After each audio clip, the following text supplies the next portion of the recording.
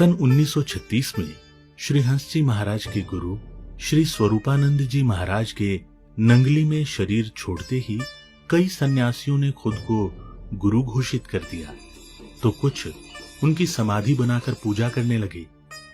जब श्री हंस जी महाराज वहां पहुंचे तो ये सब देखकर वे चकित रह गए और अपने गुरु स्वामी श्री स्वरूपानंद जी के पूर्व आदेशानुसार ज्ञान के प्रचार में लग गए। श्री महाराज जी अपने गुरु के प्रति अगाध श्रद्धा और अटूट विश्वास के जीवंत प्रतीक थे। तुम्हारा जन्म करोड़ों जीवों की भलाई के लिए ही हुआ है। गुरुदेव के शब्द सदैव उनकी अंतरात्मा में गुंजायमान होते रहते थे। प्रारंभिक वर्षों में उनका प्रचार क्षेत्र सिंध और लाहौर था।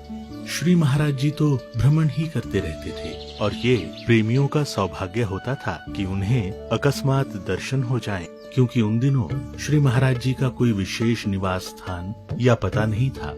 वे तो बस सभी के हृदय में रहते थे। जहां भक्त बुलाते थे या याद करते थे, वहीं श्री महाराज जी चले जाते थे।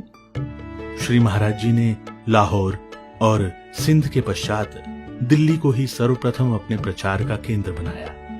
एक बार श्री महाराज जी रेलवे स्टेशन पर एक मोची से अपना जूता सिलवा रहे थे और उस मोची से कील ना लगाने का आग्रह करने के बावजूद उसने हठधर्मी की वह जूते में कील लगा ही दी। तो श्री महाराज जी ने कहा, देख, इसको धागे से सिल दे, नहीं तो ऐसी ठोकर मारूंगा कि तीनों लोग दिखाई देंगे।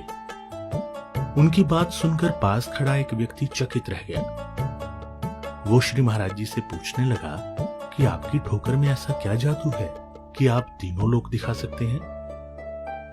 श्री महाराज जी उसे अपने साथ एक धर्मशाला में ले आए और उपदेश दिया। वे जैसे ही ध्यान में बैठे तो अंदर का दृश्य देखकर गदगद हो उठे। दिल्ली में वे श्री महाराज जी के प्रथम शिष्य होराम थे। धीरे धीरे दिल्ली क्लॉथ मिल के अनेक कर्मचारी श्री महाराज जी के समीप आने लगे और बड़े आश्चर्य से उनकी बातों को सुनने लगे। प्रथम दीक्षित प्रेमियों एवं शिष्यों में अधिकांश दिल्ली क्लॉथ मिल के कर्मचारी ही थे। उन दिनों गिने चुने प्रेमी होने के कारण उन्हें श्री महाराज जी का घनिष्ठ सानिध्य प्राप्त हुआ। श्री महाराज जी उन प्रेमियों के साथ खेलते थे, बात करते थे, उनके सुख दुख के साथी थे।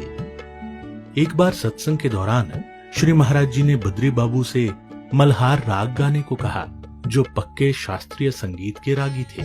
जैसे ही उन्होंने मल्हार राग की धुन छेड़ी तो श्री महाराज जी एवं सभी श्रोतागण उस राग में मस्त हो गए और थोड़ी देर में छमाछम वर्षा होने लगी। एक विचित्र वातावरण छा गया और सभी वर्षा की बौछारों से भीगने लगे।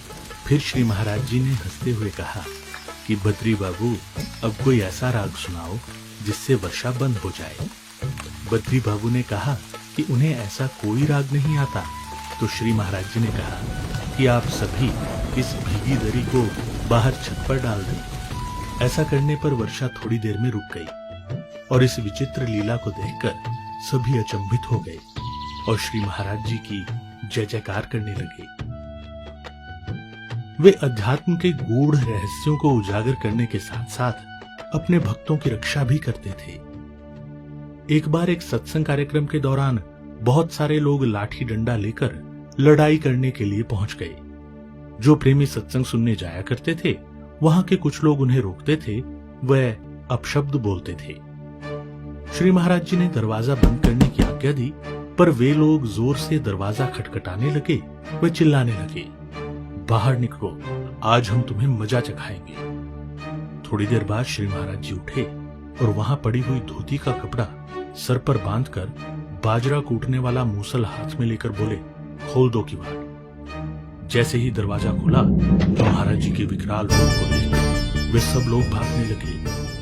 उन लोगों को श्री महाराज जी के दसों हजार रूप दिखाई दिए, जिससे वे सब भयभीत हो गए और महाराज जी की इस लीला को देखकर फिर कभी उन्होंने तंग नहीं किया। श्री महाराज जी एक बड़े वट वृक्ष के समान थे, जिनकी छत्र छाया में अनंत जीवों ने सुख पाया। एक बहती हुई गंगा की धारा के समान थे, जिसमें नहाकर अनंत जीव पुनीत हो गए। वे किसी के गुरु थे, किसी के इष्ट तो किसी के स्वामी, पर निश्चित ही वे एक चलते फिरते प्रयागराज थे।